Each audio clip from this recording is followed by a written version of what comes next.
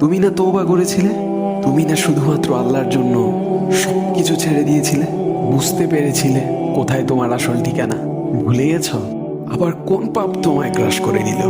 তুমি তো সেই যে নিজের পাপের প্রতি অনুতপ্ত হয়ে সিজদায় পড়ে অঝরে কেঁদেছিলে।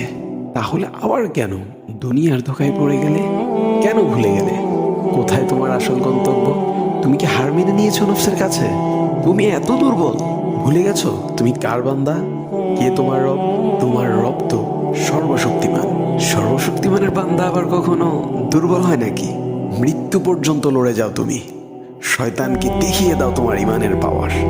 শয়তানের ধোঁকায় পড়ে অনেক পাপ করে ফেলেছো, তাই নিরাশ হয়ে গেছো তুমি, তাই না? তুমি কি জানো না তোমার রব কতটা মহান? তিনি তো তোমাকে ক্ষমা করার জন্য অপেক্ষা করছেন। তাই ফিরে আসো সেই রবের দুয়ারে, যার দুয়ার কখনো বন্ধ হয় না। ভিডিওটি ভালো লাগলে একটি শেয়ার করে দিবেন, হয়তোবা আপনার একটি শেয়ারও কারো হেদায়েতের উসিলা বনে যাবে।